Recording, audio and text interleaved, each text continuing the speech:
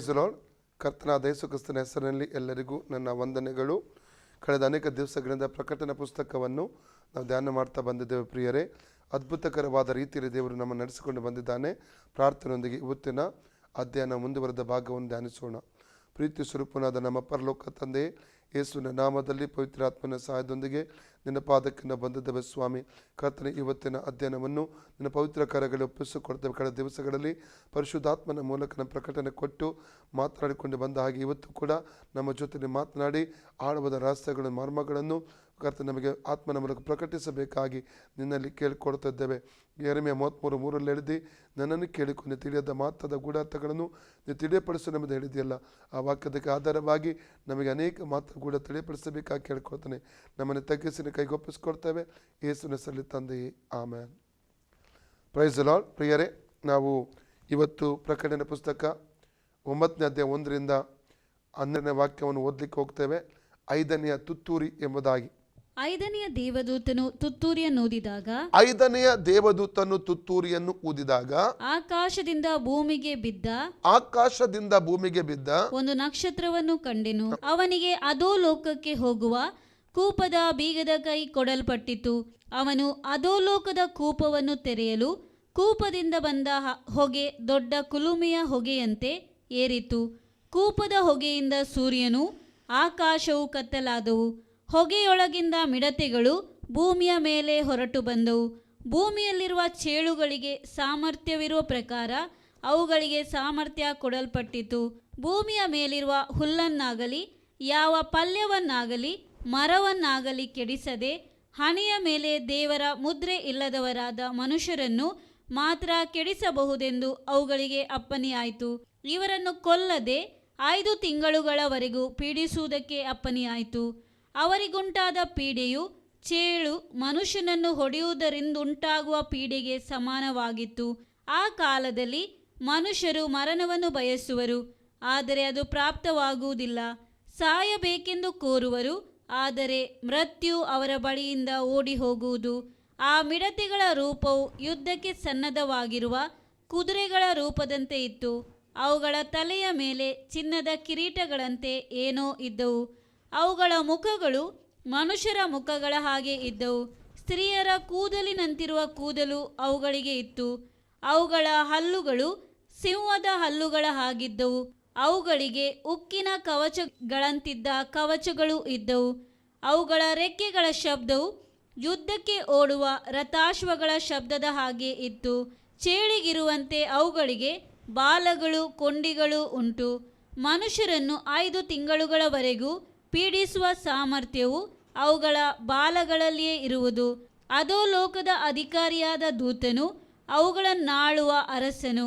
ಅವನಿಗೆ ಇಬ್ರಿಯ ಭಾಷೆಯಲ್ಲಿ ಅಬದೋನನೆಂತಲೂ ಗ್ರೀಕ್ ಭಾಷೆಯಲ್ಲಿ ಅಪೊಲೋನೆಂತಲೂ ಹೆಸರುಂಟು. 5ನೇ ತುತ್ತೂರಿ ಅದು 12ನೆಯ ಉಪದ್ರವ ಕೂಡ ಆಗಿದೆ. ಟೋಟಲ್ 21 ಉಪದ್ರವಗಳಲ್ಲಿ 12ನೇ ಉಪದ್ರವ ಇದು 5ನೇ ತುತ್ತೂರಿ ಎಂಬುದಾಗಿ ನಾವು ಚೆನ್ನಾಗಿ ಅರ್ಥ ಮಾಡಿಕೊಳ್ಳತಕ್ಕದ್ದು. ಪ್ರಕಟಣೆ ಪುಸ್ತಕದಲ್ಲಿ 22 ಅಧ್ಯಾಯಗಳು ಉಂಟು, 404 ವಾಕ್ಯಗಳಿವೆ. ಇದನ್ನು 3 ವಿಭಾಗಗಳಿಗೆ ವಿಂಗಡಿಸಬಹುದು. ಪ್ರಕಟಣೆ 1:19 ನಡೆದ ಸಂಗತಿ, ನಡೆಯುತ್ತಿರುವ ಸಂಗತಿ, ನಡೆಯಬೇಕಾದ ಸಂಗತಿ ಎಂಬುದಾಗಿ 3 ಭಾಗಗಳನ್ನಾಗಿ ವಿಂಗಡಿಸಲಾಗಿದೆ. ನಡೆದ ಸಂಗತಿ ಅಧ್ಯಾಯ 1ನೇ ಭಾಗವಾಗಿದೆ. ಅದು ನಡೆದ ಸಂಗತಿ ಪುನರ್ಸನ ಹೊಂದಿದಂಥ ಮಹಿಮ ಸ್ವರೂಪನಾದ ಯೇಸುವಿನ ದರ್ಶನದಲ್ಲಿ ಕಾಣ್ತೇವೆ. 2 ಮತ್ತು 3ನೇ ಅಧ್ಯಾಯ 2ನೇ ಭಾಗವಾಗಿದೆ, ನಡೆಯುತ್ತಿರುವ ಸಂಗತಿ ಆಗಿದೆ. ಅದು ಸಭಾಪಕಾಲವಾಗಿದೆ ಪ್ರಿಯರೇ. 3ನೇ ಭಾಗ 4ನೇ ಅಧ್ಯಾಯದ 1ನೇ ವಾಕ್ಯದಿಂದ 22 ಅಧ್ಯಾಯದ 21 ವಾಕ್ಯದವರೆಗೆ 3ನೇ ಭಾಗ ನೋಡ್ತಾ ಎತ್ತಲ್ಪಡುವಿಕೆಯಿಂದ ನಿತ್ಯತೆವರೆಗೆ ಇರುವಂಥ ಸಂಗತಿ, ರ್ಯಾಪ್ಚರ್ ಟು ಇಟರ್ನೆಟಲ್ಲಿ ಕಾಣ್ತವೆ. ಪ್ರಕಟಣೆ ಪುಸ್ತಕ ಸತ್ಯವೇದದ 66ನೇ ಪುಸ್ತಕ, ಹೊಸ ಒಡಂಬಡಿಕೆಯ 27ನೇ ಪುಸ್ತಕ ಕೂಡ ಆಗಿದೆ ಪ್ರಿಯರೇ. ನಾವು ಸ್ವಲ್ಪ ನಾನು ಮುಂದಕ್ಕೆ ಹೋಗುವುದಾದರೆ 1ರಿಂದ 3ನೇ ಅಧ್ಯಾಯದಲ್ಲಿ ಪ್ರಕಟಣೆ ಪುಸ್ತಕದಲ್ಲಿ ಸಭೆ ಭೂಮಿಯಲ್ಲಿದೆ ಮತ್ತು 4 ಮತ್ತು 5 ಅಧ್ಯಾಯದಲ್ಲಿ ಸಭೆ ಎತ್ತಲ್ಪಟ್ಟು ಪರಲೋಕದಲ್ಲಿರುವಂಥದ್ದನ್ನು ಕಾಣ್ತೇವೆ. 6ನೇ ಅಧ್ಯಾಯದಿಂದ 18 ಅಧ್ಯಾಯದವರೆಗೆ ಸಭೆ ಭೂಮಿಯಲ್ಲಿ 7 ವರ್ಷಗಳ ಉಪದ್ರವ ಕಾಲವನ್ನು ಕಾಣ್ತೇವೆ. ದೇವರ ಕೋಪ, ದೇವರ ಕ್ರೋಧ ಈ ಭೂಮಿಯಲ್ಲಿ ಸುರಿಸಲ್ಪಡುವಂಥ ಒಂದು ಸಮಯ. ಮನುಷ್ಯನ ಅವಿಧತ್ವಕ್ಕಾಗಿ ಭೂಮಿಯನ್ನು ಕೆಡವಿ ಆತನು ಪೂರ್ಣವಾಗಿ ಹಾಳು ಮಾಡಿ ಒಂದು ಪುನಃ ತಾನು ಏನು ಮಾಡ್ತಾ ಶುದ್ಧೀಕರಿಸಿ ಆತ 1000 ವರ್ಷಕ್ಕಾಗಿ ಭೂಮಿಯನ್ನು ಸಿದ್ಧಪಡಿಸುವಂಥದ್ದನ್ನು ನಾವಲ್ಲಿ ಕಾಣ್ತೇವೆ ಪ್ರಿಯರೇ.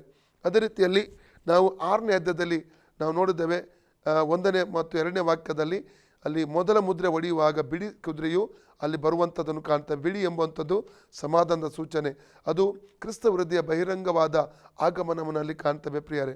2ನೇ ಮುದ್ರೆ 3 ಮತ್ತು 4ನೇ ವಾಕ್ಯದಲ್ಲಿ ನೋಡ್ತೇವೆ. ಅಲ್ಲಿ 2ನೇ ಮುದ್ರೆ ಹೊಡೆಯುವಾಗ ಕೆಂಪು ಕುದುರೆ ಬಂತು. ಕೆಂಪು ಎಂಬುವಂಥದ್ದು ರಕ್ತಪಾತಕ್ಕೆ ಸೂಚನೆಯಾಗಿದೆ. ಅವನ ಕೈಗೆ ಕತ್ತಿ ಕೊಡಲ್ಪಟ್ಟಿತು. ಆವಾಗ ಜನರು ಪರಸ್ಪರ ಕೊಲ್ಲುವಂತೆ ಅಪ್ಪಣೆ ಆಯಿತು ಎಂಬುದಾಗಿ ನೋಡ್ತೇವೆ. ಮತ್ತವೆಲ್ಲ ಆವಾಗ ಲೋಕದ ಜನರಿಂದ ಸಮಾಧಾನ ಲೋಕದಿಂದ ತೆಗೆಯಲ್ಪಟ್ಟಿತು ಎಂಬುದಾಗಿ ನಾವು ನೋಡ್ತೇವೆ. ಇಲ್ಲಿ ಕೂಡ ಲಕ್ಷೋಪಲಕ್ಷ ಜನರು ಸಾಯ್ತಾರೆ ಪ್ರಿಯರೇ. ಅದೇ ರೀತಿ 3ನೇ ಮುದ್ರೆ ಎಂಬುವಂಥದ್ದು 6ನೇ ಅಧ್ಯಾಯದ 5 ಮತ್ತು 6ನೇ ವಾಕ್ಯದಲ್ಲಿ ಓದ್ತೇವೆ. ಪ್ರಕಟಣೆ 6, 5 ಮತ್ತು 6ನೇ ವಾಕ್ಯದಲ್ಲಿ ಓದ್ತೇವೆ. ಅಲ್ಲಿ 3ನೇ ಮುದ್ರೆಯಲ್ಲಿ ಕಾಣ್ತೇವೆ ಪ್ರಿಯರೇ. ಅಂದರೆ ಈ 3ನೇ ಮುದ್ರೆ ಒಡೆಯುವಂಥ ಸಂದರ್ಭದಲ್ಲಿ ಕಪ್ಪು ಕುದುರೆ ಬಂತು. ಕಪ್ಪು ಎಂಬುವಂಥದ್ದು ಅದು ಕ್ಷಾಮ ಅಥವಾ ಬರಗಾಲಕ್ಕೆ ಸೂಚನೆಯಾಗಿದೆ. ಬರಗಾಲದಲ್ಲಿ ಸಾವಿರಾರು ಜನ ಸಾಯುವಂಥದ್ದನ್ನು ಕಾಣ್ತೇವೆ ಪ್ರಿಯರೇ.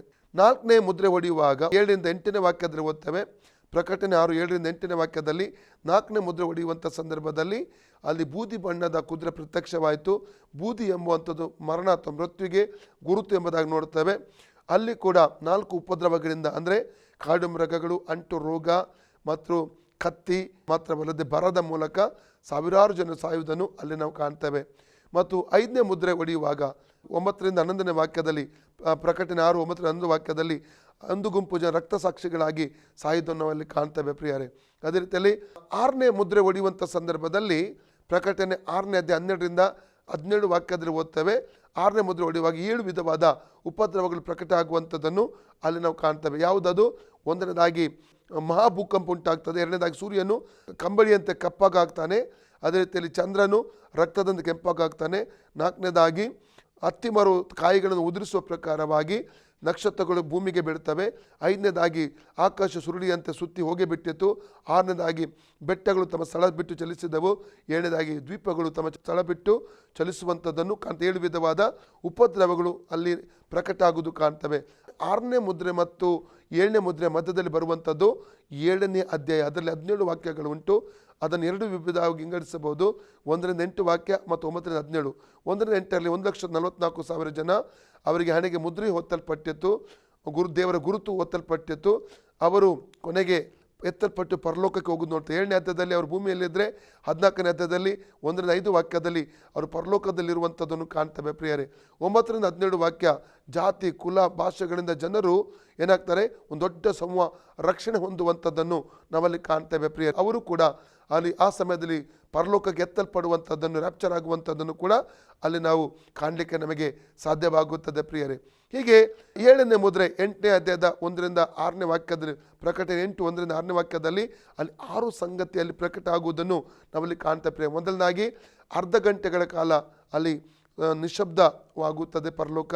ಮಾತ್ರವಲ್ಲ, 2ನೇದಾಗಿ 7 ದೇವರ ಸನ್ನಿಧಿಯಲ್ಲಿ ನಿಲ್ಲುವಂಥ 7 ದೂತರು ಅಲ್ಲಿ ನಿಂತಿರುವಂಥದ್ದನ್ನು ಕಾಣ್ತಾ ಅವರು ಯಾರಂತ ನಾವು ಧ್ಯಾನಿಸಿದ್ದೇವೆ. 3ನೇದಾಗಿ ಆ 7 ಜನ ದೂತರಿಗೆ ತುತ್ತೂರಿ ಕೊಡಲ್ಪಡುವುದನ್ನು ನೋಡ್ತೇವೆ. 4ನೇದಾಗಿ 3 ಮತ್ತು 4ನೇ ವಾಕ್ಯದಲ್ಲಿ ಯೇಸುವಿನ ಯಾಜಕೀಯ ಸೇವೆಯಲ್ಲಿ ಕಾಣ್ತೇವೆ. ಮತ್ತು 5ನೇದಾಗಿ ಈ ದೂತನು ಏನು ಮಾಡ್ತಾನೆ ಅಂದರೆ ಈ ಯಜ್ಞವೇದಿಯ ಕೆಂಡಗಳನ್ನು ತೆಗೆದು ಈ ಚಿನ್ನ ಧೂಪಾರತಿಗೆ ಹಾಕಿ ಭೂಮಿಗೆ ಬಿಸಾಡ್ತಾನೆ. ಆವಾಗ ಭೂಕಂಪವು, ವಾಣಿಗಳು, ಗುಡುಗುಗಳು ಅಲ್ಲಿ ಸಂಭವಿಸುವಂಥದ್ದನ್ನು ಅಲ್ಲಿ ನಾವು ಕಾಣ್ತೇವೆ ಪ್ರಿಯರೇ. ಮತ್ತು 6ನೇದಾಗಿ ಅದರಲ್ಲಿ ನೋಡುವಂಥದ್ದು ಏನಂದರೆ 8:6ರಲ್ಲಿ 7 ಜನ ದೂತರು ಅಲ್ಲಿ ತುತ್ತೂರಿ ಊದುವುದಕ್ಕೆ ಸಿದ್ಧವಾಗಿ ನಿಂತಿರುವಂಥದ್ದನ್ನು ನಾವಲ್ಲಿ ಕಾಣ್ತೇವೆ ಪ್ರಿಯರೇ. ಹಾಗೆ ಈಗ ಮೊದಲ ತುತ್ತೂರಿ ಅಥವಾ 8ನೇ ಉಪದ್ರವವನ್ನು ನಾವು 8ನೇ ಅಧ್ಯಾಯದ 7ನೇ ವಾಕ್ಯದ ನೋಡ್ತೇವೆ. ಅಂದರೆ ರಕ್ತ ಕಲಸಿದ ಆನೆಕಲ್ಲಿನ ಮಳೆಯು ಮತ್ತು ಬೆಂಕಿಯು ಭೂಮಿಯಲ್ಲಿ ಸುರಿಸಲ್ಪಡ್ತದೆ. 3ರಲ್ಲಿ 1 ಭಾಗ ಜನರು ಸಾಯುವುದನ್ನು ನಾವು ಕಾಣ್ತೇವೆ ಪ್ರಿಯರೇ. ಅದೇ ರೀತಿಯಲ್ಲಿ 8ನೇ ಅಧ್ಯಾಯದ 8 ಮತ್ತು 9ನೇ ವಾಕ್ಯದಲ್ಲಿ ನಾವು ನೋಡ್ತೇವೆ.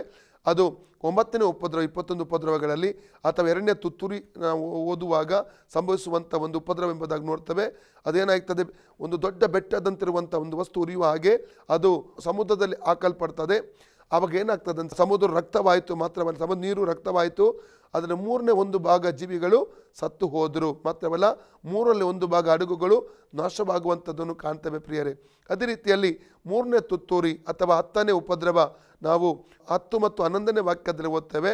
ಅಲ್ಲೇ ಒಂದು ನಕ್ಷತ್ರವು ಪಂಜಿನಂತಿರುವಂಥ ಒಂದು ನಕ್ಷತ್ರ, ಉರಿಯುವಂಥ ನಕ್ಷತ್ರವು ಅಲ್ಲಿ ಹಾಕಲ್ಪಡ್ತದೆ. ಅದು ಉರಿಯುವಂಥ ನಕ್ಷತ್ರವನ್ನು ಈ ನದಿಗಳೊಳಗೆ ಮತ್ತು ಭೂಮಿಯ ಹೊರತೆಗಳಲ್ಲಿ ಹಾಕಲ್ಪಡ್ತದೆ. ಆವಾಗ ನದಿಗಳಲ್ಲಿರುವ ಹೊರತೆಗಳ ನೀರು ಕಹಿ ಆಗುತ್ತದೆ, ಅದು ವಿಷವಾಗುತ್ತೆ, ಅದು ಕುಡಿದವಂಥ ಜನರು ಸಾಯ್ತಾರೆ ಎಂಬುದಾಗಿ ಅಲ್ಲಿ ನಾವು ನೋಡ್ತೇವೆ ಪ್ರಿಯರೇ. ಅದೇ ರೀತಿಯಲ್ಲಿ 4ನೇ ತುತ್ತೂರಿ ಊದಲ್ಪಡುವಾಗ, ಅಂದರೆ 4ನೇ ತುತ್ತೂರಿ ಅಥವಾ 11ನೇ ಉಪದ್ರವ ಒಂದು ಸಂಭವಿಸುವಾಗ ಅಲ್ಲಿ ನಡೆಯುವಂಥ ಒಂದು ಕಾರ್ಯವನ್ನು ನಾವಲ್ಲಿ ಕಾಣ್ತೇವೆ. ಸೂರ್ಯ ಚಂದ್ರ ನಕ್ಷತ್ರಗಳಲ್ಲಿ ಒಂದು ಭಾಗ, 3/1 ಭಾಗ ಬಡಿಯಲ್ಪಟ್ಟು ಕತ್ತಲೆ ಆಗುವುದನ್ನು ನಾವಲ್ಲಿ ಕಾಣ್ತೇವೆ ಪ್ರಿಯರೇ. ಅದರಲ್ಲಿ 8:13 ಅಲ್ಲಿ ಒಂದು ಗರುಡು ಪಕ್ಷಿ ಎಚ್ಚರಿಸುವಂಥದ್ದನ್ನು ಕೂಡ, ವಿಪತ್ತಿನಗಳ ಬಗ್ಗೆ ಎಚ್ಚರಿಸುವಂಥದ್ದನ್ನು, ಎಚ್ಚರಿಕೆ ಸಂದೇಶವನ್ನು ಕೊಡುವಂಥದ್ದನ್ನು ನಾವು ಧ್ಯಾನಿಸಿದ್ದೇವೆ. ಈಗ 5ನೇ ತುತ್ತೂರಿ, ಇವತ್ತು ನಾವು ಧ್ಯಾನಿಸುವಂಥ ವಾಕ್ಯ 9ನೇ ಅಧ್ಯಾಯ 1ರಿಂದ 12 ವಾಕ್ಯದವರೆಗೆ, ಅಥವಾ 21 ಉಪದ್ರವಗಳಲ್ಲಿ ಇದು 12ನೇ ಒಂದು ಉಪದ್ರವ ಎಂಬುದಾಗಿ ನಾವು ಕಾಣ್ತಾ ಇದ್ದೇವೆ. ಇವತ್ತು ಅದನ್ನು ನಾವು ಧ್ಯಾನ ಮಾಡಲಿಕ್ಕೆ ಹೋಗ್ತಾ ಇದ್ದೇವೆ ಪ್ರಿಯರೇ. ನಾವು ಒಂದು ವಾಕ್ಯ ಓದುವ, ಎಜೆಕಿಯೇಲ್ 30:1-5 ವಾಕ್ಯ. Book of Ezekiel chapter 30:1-5. ಯೆಹೋವನು ಇನ್ನೊಂದು ವಾಕ್ಯವನ್ನು ನನಗೆ ದಯಪಾಲಿಸಿದನು.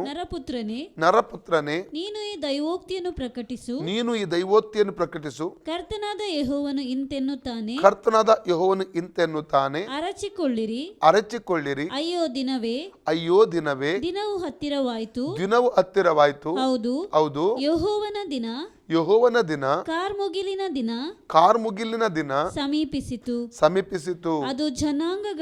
ಅದು ಜನಾಂಗಗಳಿಗೆ ನ್ಯಾಯ ತೀರಿಸತಕ್ಕ ಕಾಲ. ಖಡ್ಗವು ಐಗುಪ್ತದ ಮೇಲೆ ಬೀಳುವುದು. ಅಲ್ಲಿನ ಪ್ರಜೆಗಳು ಹತರಾಗಲು ಕೂಶಿನಲ್ಲಿಯೂ ಸಂಕಟವಾಗುವುದು. ಐಗುಪ್ತದ ಲಕ್ಷೋಪಲಕ್ಷ ಪ್ರಜೆಯು ಒಯ್ಯಲ್ಪಡುವುದು. ಅದರ ಅಸ್ಥಿವಾರವು ಹಾಳಾಗುವುದು. ಕೂಶ್ಯರು, ಕೂಟ್ಯರು, ಲೂದ್ಯರು, ಬಗೆ ಬಗೆಯ ಸಕಲ ವಿದೇಶಿಯರು, ಕೂಬ್ಯರು, ಮಿತ್ರ ರಾಜ್ಯದವರು, ಇವರೆಲ್ಲ ಐಗುಪ್ತ್ಯರೊಂದಿಗೆ ಖಡ್ಗದಿಂದ ಹತರಾಗುವರು. ಆ ಸಮಯದಲ್ಲಿ ದೊಡ್ಡ ಸಂಹಾರವೇ ಭೂಮಿಯಲ್ಲಿ ನಡೀಲಿಕ್ಕೆ ಹೋಗುತ್ತದೆ ಪ್ರಿಯರೇ. ಮತ್ತು ಇನ್ನೊಂದು ವಿಷಯ ಹೇಳಿದೆ, ಇಲ್ಲಿ ನಾವು ಮಿಡತೆಗಳ ಕುರಿತಾಗಿ ಓದ್ತೇವೆ. ನಿನ್ನೆ ದಿವಸ ನಾನು ಮಿಡತೆಗಳ ಸಂಬಂಧವಾಗಿ ಕೆಲವೊಂದು ವಿಚಾರಗಳನ್ನು ನಿಮ್ಮೊಂದಿಗೆ ಹಂಚಿಕೊಂಡಿದ್ದೇನೆ. ಐಗುಪ್ತ ದೇಶದಲ್ಲಿ ಒಂದು ಮಿಡತೆಗಳು ಬಂತು. ಆ ರೀತಿಯ ಮಿಡತೆಗಳೆಲ್ಲ ನಾವು ವಿಮೋಚನೆಗಳ 10ನೇ ಅಧ್ಯಾಯ 1-6 ವಾಕ್ಯ ಓದುವಾಗ ಅಲ್ಲಿ ದೇವರು ಅನೇಕ ಉಪದ್ರವಗಳನ್ನು ಐಗುಪ್ತ ದೇಶದ ಮೇಲೆ ಕಳಿಸಿದ ಕಾರಣ, ಅವರನ್ನು ಬಾಧಿಸಿದ, ಉಪದ್ರವಪಡಿಸಿದ ಕಾರಣ ಏನು? ಅವರು ತನ್ನ ಜನರನ್ನು ಬಿಡುಗಡೆ ಮಾಡಬೇಕಾಗಿತ್ತು. ದೇವರನ್ನು ಆರಾಧನೆ ಮಾಡುವುದಕ್ಕಾಗಿ, ಕಾನಾನ್ ದೇಶಕ್ಕೆ ಹೋಗುವುದಕ್ಕಾಗಿ ಆ ಫರೋಹನು ಬಿಡುವುದಕ್ಕೆ ಸಿದ್ಧನಾಗಿರಲಿಲ್ಲ. ಅದಕ್ಕಾಗಿ ಅನೇಕ ಉಪದ್ರವ ಕೊಟ್ಟು, ಆದರೆ ಒಂದು ಉಪದ್ರವ ಏನಾಗಿದೆ ಗೊತ್ತುಂಟಾ? ಮಿಡತೆಗಳ ದಂಡಿನ ಉಪದ್ರವ. ಅದು ಓದಿಕೊಳ್ಳೋಣ, 1-6 ವಾಕ್ಯ. ತರುವಾಯ ಯೆಹೋವನು ಮೋಶೆಗೆ ಇಂತೆಂದನು, ಫರೋಹನ ಬಳಿಗೆ ತಿರುಗಿ ಹೋಗು. ನಾನು ಫರೋಹನ ಮತ್ತು ಅವರ ಪರಿವಾರದವರ ಮುಂದೆ ಈ ಮಹತ್ ಕಾರ್ಯಗಳನ್ನು ನಡೆಸುವುದಕ್ಕೆ ಆಸ್ಪದವಾಗುವುದಕ್ಕೂ ಇಸ್ರಾಯೇಲರು ತಮ್ಮ ಮಕ್ಕಳಿಗೂ ಮೊಮ್ಮಕ್ಕಳಿಗೂ ನಾನು ಐಗುಪ್ತ್ಯರ ನಡುವೆ ನಡೆಸಿರುವ ಮಹತ್ ಕಾರ್ಯಗಳನ್ನು ವಿವರಿಸಿ ಯೆಹೋವನು ಐಗುಪ್ತ್ಯರನ್ನು ತನಗೆ ಇಷ್ಟ ಬಂದಂತೆ ಆಡಿಸಿ ಶಿಕ್ಷಿಸಿದನು ಎಂಬುದಾಗಿ ತಿಳಿಸುವುದಕ್ಕೂ ನಾನು ಫರೋಹನ ಹೃದಯವನ್ನು ಅವನ ಪರಿವಾರದವರ ಹೃದಯಗಳನ್ನು ಮೊಂಡು ಮಾಡಿದ್ದೇನೆ. ಇದಲ್ಲದೆ ಈ ಮಹತ್ ಕಾರ್ಯಗಳಿಂದ ನೀವು ನನ್ನನ್ನೇ ಯೆಹೋವನೆಂದು ತಿಳುಕೊಳ್ಳುವಿರಿ. ಮೋಶೆ ಆರೋನರು ಫರೋಹನ ಬಳಿಗೆ ಹೋಗಿ ಅವನಿಗೆ ಇಬ್ರಿಯ ದೇವರಾಗಿರುವ ಯೆಹೋವನು ಆಜ್ಞಾಪಿಸುವುದೇನೆಂದರೆ ನೀನು ನನ್ನ ಮುಂದೆ ತಗ್ಗಿಸಿಕೊಳ್ಳದೆ ಇರುವುದು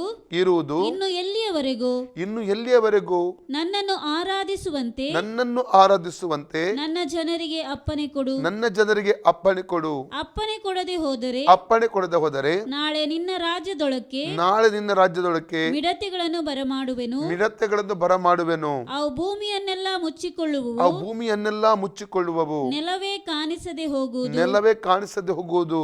ಆನೆಕಲ್ಲಿನ ಮಳೆಯಿಂದ ಆನೆಕಲ್ಲಿನ ಮಳೆಯಿಂದ ನಾಶವಾಗದೆ ಉಳಿದದೆಲ್ಲವನ್ನು ನಾಶವಾಗದೆ ಉಳಿದದೆಲ್ಲವನ್ನು ಮಿಡತೆಗಳು ತಿಂದು ಬಿಡುವು. ಮಿಡತೆಗಳು ತಿಂದು ಬಿಡುವವು. ಹೊಲದಲ್ಲಿರುವ ನಿಮ್ಮ ಎಲ್ಲಾ ಮರಗಳ ಎಲೆ ಹೊಲದಲ್ಲಿರುವಂತಹ ನಿಮ್ಮ ಮರಗಳೆಲ್ಲ ಎಲೆಗಳು ಚಿಗುರುಗಳನ್ನು ತಿಂದು ಬಿಡುವು. ತಿಂದು ಬಿಡುವವು. ಅವು ನಿನ್ನ ಮನೆಗಳಲ್ಲಿಯೂ ಅವು ನಿನ್ನ ಮನೆಗಳಲ್ಲಿಯೂ ನಿನ್ನ ಪರಿವಾರದ ಮನೆಗಳಲ್ಲಿಯೂ ನಿನ್ನ ಪರಿವಾರದ ಮನೆಗಳಲ್ಲಿಯೂ ಐಗುಪ್ತರೆಲ್ಲರ ಮನೆಗಳಲ್ಲಿಯೂ ಐಗುಪ್ತರೆಲ್ಲರ ಮನೆಗಳಲ್ಲಿಯೂ ತುಂಬಿಕೊಂಡಿರುವವು. ನಿಮ್ಮ ತಂದೆ ತಾತಂದಿರು ಹುಟ್ಟಿದಂದಿನಿಂದ ಇಂದಿನವರೆಗೂ ಅಂತ ಮಿಡತೆ ದಂಡನ್ನು ಎಂದೂ ನೋಡಿಲ್ಲ ಎಂದು ಹೇಳಿದನು. ಇದನ್ನು ಹೇಳಿ ಮೋಶೆ ತಿರುಗಿಕೊಂಡು ಫರೋನ ಬಳಿಯಿಂದ ಹೊರಟು ಹೋದನು. ಆಯ್ತಲ್ಲ.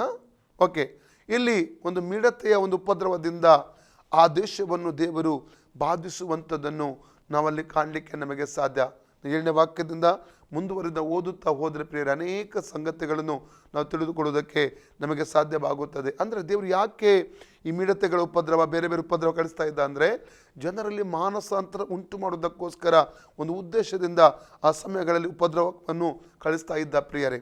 ಆದರೆ ಈ ಸಂಕಟ ಕಾಲದಲ್ಲಿ ದೇವರು ಉದ್ದೇಶಪೂರ್ವಕವಾಗಿ ಉಪದ್ರವವನ್ನು ಕಳಿಸುತ್ತಾನೆ. ಭೂಮಿಯನ್ನು ಕೆಡವಿ ಆತನಿಗೆ ನಾಶ ಮಾಡಬೇಕಾಗಿದೆ, ಆತನಿಗೆ ಭೂಮಿಯನ್ನು ಶುದ್ಧೀಕರಿಸಬೇಕಾಗಿದೆ, ಆ ಪಾಪದಲ್ಲಿ ಜೀವಿಸುವಂಥ ಜನರನ್ನು ನಾಶ ಮಾಡಬೇಕಾಗಿದೆ. ಕಾರಣ ಅವರು ಮಾನಸಾಂತರ ಪಟ್ಟಿಲ್ಲ, ವಾಕ್ಯ ಕೇಳಿ ಕೂಡ ದೇವರಿಗೆ ಅನೇಕ ಉದ್ದೇಶಗಳು ಅದರ ಕುರಿತಾಗಿರುವಂಥದ್ದನ್ನು ಕಾಣ್ತೇವೆ ಪ್ರಿಯರೇ. ಯೋವೇಲನು ಕೂಡ ಈ ಮಿಡತೆಗಳ ಕುರಿತಾಗಿ ಬರೀತಾನೆ. ಯೋವೇಲನ ಪುಸ್ತಕ 1ನೇ ಅಧ್ಯಾಯ ನಾವು 2ರಿಂದ 12 ವಾಕ್ಯ ಓದುವ. Book of Joel chapter 1:2-12. ವೃದ್ಧರೇ ಕೇಳಿರಿ, ದೇಶ ನಿವಾಸಿಗಳೇ ನೀವೆಲ್ಲರೂ ಕಿವಿಗೊಡಿರಿ. ಇಂಥ ಬಾಧೆಯು ನಿಮ್ಮ ಕಾಲದಲ್ಲಿ ಆಗಲಿ ನಿಮ್ಮ ತಂದೆಗಳ ಕಾಲದಲ್ಲಿ ಆಗಲಿ ಸಂಭವಿಸಿತೋ ಇದನ್ನು ನಿಮ್ಮ ಮಕ್ಕಳಿಗೆ ವರ್ಣಿಸಿರಿ. ಅವರು ತಮ್ಮ ಮಕ್ಕಳಿಗೆ ವಿವರಿಸಲಿ. ಅವರು ಮುಂದಿನ ತಲೆಯವರೆಗೆ ತಿಳಿಸಲಿ. ಚೂರಿ ಮಿಡತೆ ತಿಂದು ಮಿಕ್ಕದ್ದನ್ನು ಗುಂಪು ಮಿಡತೆ ತಿಂದು ಬಿಟ್ಟಿತು. ಗುಂಪು ಮಿಡತೆ ತಿಂದು ಮಿಕ್ಕದ್ದನ್ನು ಸಣ್ಣ ಮಿಡತೆ ತಿಂದು ಬಿಟ್ಟಿತು. ಸಣ್ಣ ಮಿಡತೆ ತಿಂದು ಮಿಕ್ಕದ್ದನ್ನು ದೊಡ್ಡ ಮಿಡತೆ ತಿಂದು ಬಿಟ್ಟಿತು. ಅಮಲೇರಿದವರೇ ಎಚ್ಚರಗೊಳ್ಳಿರಿ. ಅಳಿರಿ.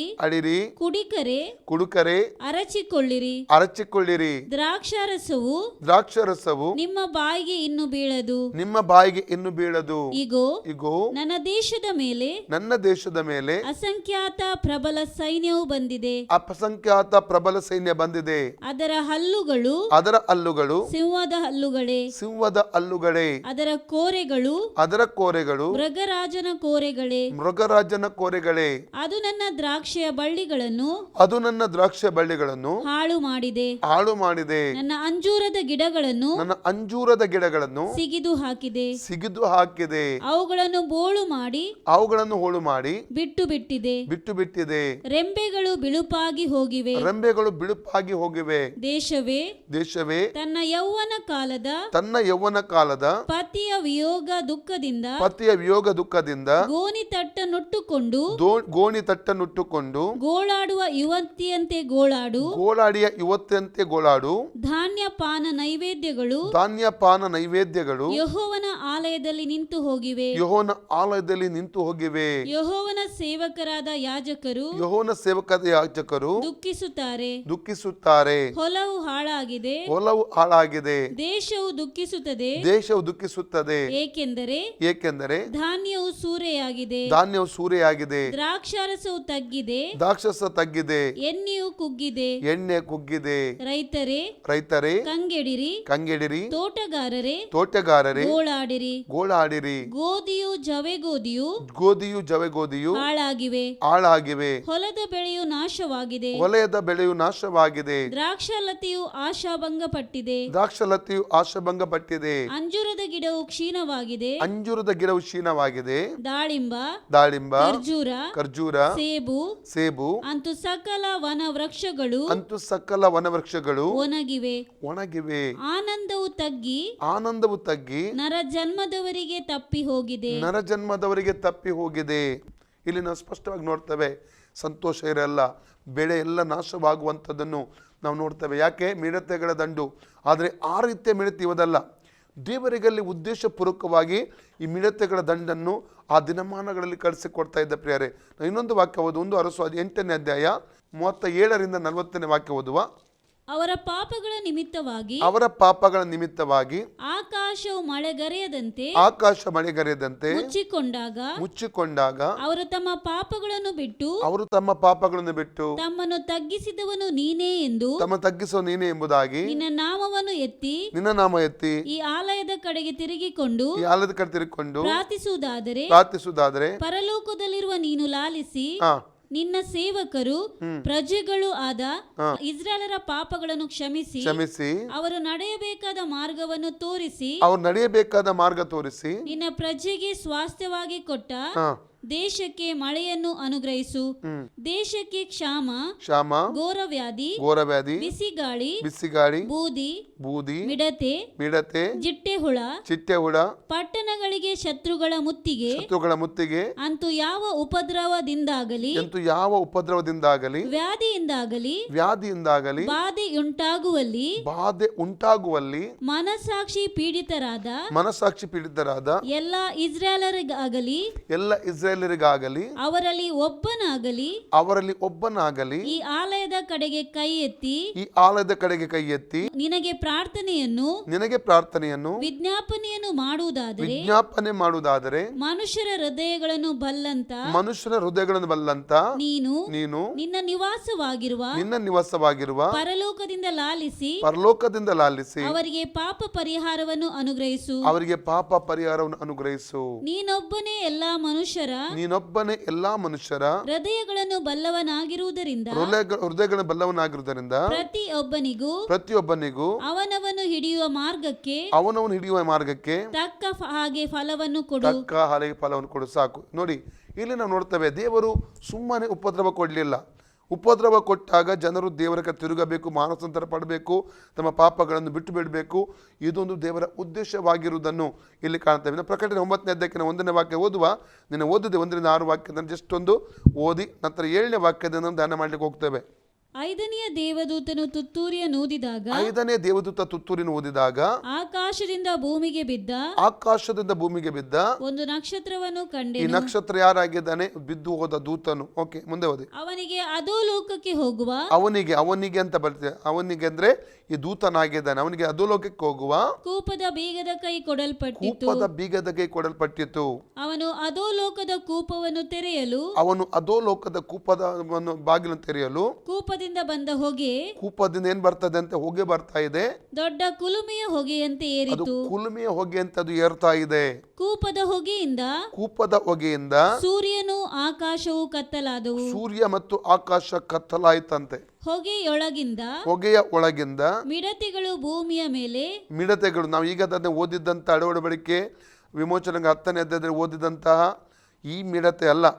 ಇವನ್ 1 ಅರಸು 8:35-40 ಓದಿದಂತ ಈ ಮಿಡತೆ ಅಲ್ಲ ಪ್ರಿಯರೇ. ಅಥವಾ ಯೋವೇಲನ ಪುಸ್ತಕ 1ನೇ ಅಧ್ಯಾಯ 2-12 ವಾಕ್ಯ ಓದಿದಂತ ಆ ಮಿಡತೆಗಳು ಈ ಮಿಡತೆಗಳಲ್ಲ ಪ್ರಿಯರೇ. ಆ ಮಿಡತೆಗಳು ಬೆಳೆ ನಾಶ ಮಾಡುವಂಥ ಮಿಡತೆಗಳಾಗಿತ್ತು. ಈಗ ನಾವು ಪ್ರಕಟಣೆಯಲ್ಲಿ ಅಂತ್ಯಕಾಲದಲ್ಲಿ ಕಾಣುವಂಥ ಮಿಡತೆಗಳು ಅದು ಜನರಿಗೆ ನೇರವಾಗಿ ಉಪದ್ರವ ಕೊಡುವಂಥ ಮಿಡತೆಗಳಾಗಿವೆ ಪ್ರಿಯರೇ. ಮುಂದೆ ಓದಿ. ಹೊಗೆಯ ಒಳಗಿಂದ ಮಿಡತೆಗಳು ಭೂಮಿಯ ಮೇಲೆ ಹೊರಟು ಬಂದವು. ಭೂಮಿಯಲ್ಲಿರುವಂತ ಚೇಳುಗಳಿಗೆ ಸಾಮರ್ಥ್ಯ ಇರುವ ಪ್ರಕಾರ ಅವುಗಳಿಗೆ ಸಾಮರ್ಥ್ಯ ಕೊಡಲ್ಪಟ್ಟಿತು. ಅವುಗಳಿಗೆ ಚೇಳುಗಳಿಗಿರುವ ಸಾಮರ್ಥ್ಯದ ಹಾಗೆ ಇವುಗಳಿಗೆ ಸಾಮರ್ಥ್ಯ ಕೊಡಲ್ಪಟ್ಟಿತು. ಭೂಮಿಯ ಮೇಲಿರುವಂತ ಹುಲ್ಲನ್ನಾಗಲಿ ಯಾವ ಪಲ್ಯವನ್ನಾಗಲಿ ಮರವನ್ನಾಗಲಿ ಕೆಡಿಸದೆ ಹಣೆಯ ಮೇಲೆ ದೇವರ ಮುದ್ರೆ ಇಲ್ಲದವರ ಇಲ್ಲಿ ಮುದ್ರೆ ಹಾಕಲ್ಪಟ್ಟಿದೆ. ಸಂಕಟ ಕಾಲದಲ್ಲಿ ನಾವು ನಿನ್ನೆ ಓದಿದ್ದೇವೆ ಪ್ರಕಟಣೆ 7:3-8 ವಾಕ್ಯದವರೆಗೆ 1,44,000 ಜನಕ್ಕೆ ಮುದ್ರೆ ಹಾಕಲ್ಪಟ್ಟಿದೆ. ರಕ್ಷಣೆ ಹೊಂದುವಾಗ ನಮಗೂ ಮುದ್ರೆ ಹಾಕಲ್ಪಟ್ಟಿದೆ. ಯಾವುದು? ಎಫೆಸ 1:13-14 ಪ್ರಕಾರ ಪವಿತ್ರಾತ್ಮನ ಮುದ್ರೆ ರಕ್ಷಣೆ ಹೊಂದುವ ಸಮಯದ ನಮಗೂ ಕೂಡ ಹಾಕಲ್ಪಟ್ಟಿದೆ ಪ್ರಿಯರೇ. ಓಕೆ, ಮುಂದೆ ಓದಿ. ಹಣೆಯ ಮೇಲೆ ದೇವರ ಮುದ್ರೆ ಇಲ್ಲದವರಾದ, ಹಣೆಯ ಮೇಲೆ ದೇವರ ಮುದ್ರೆ ಇಲ್ಲದವರು ಅಂದರೆ ಈ 1,44,000 ಇನ್ನೂ ಕೂಡ ಆ ಸಮಯದಲ್ಲಿ 9ನೇ ಅಧ್ಯಾಯದಲ್ಲಿ ಎಲ್ಲಿದ್ದಾರೆ? ಅವರು ಭೂಮಿಯಲ್ಲಿ ಇರುವಂಥದ್ದನ್ನು ಕಾಣ್ತೇವೆ ನಾವು. 14ನೇ ಅಧ್ಯಾಯಕ್ಕೆ ಬರುವಾಗ 1-5 ವಾಕ್ಯದಲ್ಲಿ ಅವರು ಪರಲೋಕಕ್ಕೆ ಎತ್ತಲ್ಪಟ್ಟವರು ಪ್ರಿಯರೇ. ಓಕೆ, ಮುಂದೆ ಓದಿ. ಮನುಷ್ಯರನ್ನು ಮಾತ್ರ ಕೆಡಿಸಬಹುದೆಂದು ಮನುಷ್ಯರು ಮಾತ್ರ ಕೆಡಿಸಬಹುದೆಂದು ಅವುಗಳಿಗೆ ಅಪ್ಪಣೆಯಾಯಿತು. ಇವರನ್ನು ಕೊಲ್ಲದೆ 5 ತಿಂಗಳುಗಳವರೆಗೂ. ಎಷ್ಟು ತಿಂಗಳವರೆಗೆ? 5 ತಿಂಗಳವರೆಗೆ ಪೀಡಿಸುವುದಕ್ಕೆ ಅಪ್ಪಣೆಯಾಯಿತು. ಅಂದ್ರೆ 5 ತಿಂಗಳವರೆಗೆ ಭೂಮಿಯಲ್ಲಿರುವಂತಹ ಮನುಷ್ಯರನ್ನು ಇವುಗಳು ಪೀಡನೆ ಕೊಡ್ತವೆ ಅಂತ. ಈ ಒಂದು ಮಿಡತೆಗಳ ಕುರಿತಾಗಿ ಸತ್ಯವೇದದಲ್ಲಿ ಕೂಡ ನಾವು ಹಳೆ ಒಡಂಬಡಿಕೆಯಲ್ಲಿ ಬರೆದಿರುವುದನ್ನು ಕಾಣ್ತೇವೆ. ನಾವು ಆ ವಾಕ್ಯಗಳನ್ನು ಓದಿಕೊಡೋಣ. ಯೋವೇಲನ ಪುಸ್ತಕ 2ನೇ ಅಧ್ಯಾಯ 1-11 ವಾಕ್ಯ. Book of Joel chapter 2 1-11. ಚೀಯೋನಿನಲ್ಲಿ ಕೊಂಬುವುದಿರಿ, ನನ್ನ ಪರಿಶುದ್ಧ ಪರ್ವತದಲ್ಲಿ ಧ್ವನಿಗೈಯಿರಿ. ಸಮಸ್ತ ದೇಶ ನಿವಾಸಿಗಳು ನಡುಗಲಿ. ಯೆಹೋವನ ದಿನವು ಬರುತ್ತದೆ. ಯಾವುದಾದ ದಿನ? ಸಂಕಟ ಕಾಲ, 7 ವರ್ಷ ಉಪದ್ರವ ಕಾಲಕ್ಕೆ ಯೆಹೋವನ ದಿನ ಎಂಬುದಾಗಿ ಕರೀತಾರೆ. ಸಮೀಪಿಸಿತು. ಅದು ಕತ್ತಲಿನ ಮೊಬ್ಬಿನ ದಿನ. ಕಾರ್ಮುಗಿಲ ಕಗ್ಗತ್ತಲಿನ ದಿನ. ಉದಯವು ಬೆಟ್ಟಗಳ ಮೇಲೆ ಹರಡಿಕೊಳ್ಳುವ ಹಾಗೆ ಇಗೋ ಪ್ರಬಲವಾದಂತ ದೊಡ್ಡ ದಂಡು. ಇಂಥದು ಹಿಂದೆಂದೂ ಬಂದಿಲ್ಲ. ಇನ್ನು ಮುಂದೆ ತಲತಲಾಂತರಗಳ ಬಹು ವರ್ಷಗಳಲ್ಲಿಯೂ ಬರುವುದಿಲ್ಲ. ಅದರ ಮುಂಗಡೆ ಬೆಂಕಿಯು ನುಂಗಿಕೊಂಡು ಬರುತ್ತದೆ. ಹಿಂಗಡೆ ಜ್ವಾಲೆಯು ಧಗಧಗಿಸುತ್ತದೆ. ಅದು ಬರುವುದಕ್ಕೆ ಮುಂಚೆ ದೇಶವು ಏದೇನ್ ಉದ್ಯಾನವನದಂತೆ ಕಂಗೊಳಿಸುತ್ತದೆ. ದಾಟಿ ಹೋದ ಮೇಲೆ ಬೆಗ್ಗಾಡಾಗಿದೆ. ಅದರ ಅರ್ಥ ಸುಂದರವಾದಂಥ ಕಟ್ಟಡಗಳು, ಸುಂದರವಾದಂಥ ಪಟ್ಟಣಗಳು ಏನಾಗ್ಲಿಕ್ಕೆ ಹೋಗುತ್ತದೆ ಅಂತ ಬೆಗ್ಗಾಡಾಗಿ ಹೋಗ್ಲಿಕ್ಕೆ ಇರ್ತದೆ. ಸುಂದರವಾಗಿದ್ದಂಥ ಪಟ್ಟಣ, ಸುಂದರವಾಗಿದ್ದ ಹಳ್ಳಿಗಳು, ಸುಂದರವಾಗಿದ್ದ ಗ್ರಾಮಗಳು ಇವೆಲ್ಲವೂ ಈ ಮಿಡತೆಯ ದಂಡು ಬಂದು ಹೋದ ನಂತರ ಬೆಂಗಾಡಾಗಿ ಹೋಗುತ್ತವೆ ಎಂಬುದಾಗಿ ಇಲ್ಲಿ ಬರೆಯಲ್ಪಟ್ಟಿದೆ ಪ್ರಿಯರೇ. ಓಕೆ, ಮುಂದೆ ಓದಿ. ಅದಕ್ಕೆ ಯಾವುದು ತಪ್ಪಿಸಿಕೊಳ್ಳಲಾರದು. ಆ ಗಂಡಾಳುಗಳ ರೂಪವು ಕುದುರೆಗಳ ರೂಪದಂತೆ ಕಾಣಿಸುತ್ತದೆ. ಹೇಗಿರ್ತದೆ ಅದು? ಈಗ ನಾವು ವಿವರಣೆ 7ನೇ ವಾಕ್ಯದಿಂದ ಓದ್ತೇವೆ. ಪ್ರಕಟಣೆ 9:7-11 ಈ ಮಿಡತೆಗಳು ಹೇಗೆ ಕಾಣ್ತೇವೆ ಅಂತ ಕಾಣ್ತೇವೆ ನಾವು. ಅದೇ ವಿವರಣೆ ಇಲ್ಲಿ ಕಾಣ್ತೇವೆ ನಾವು. ಓದಿ. ಅವು ಸವಾರರಂತೆ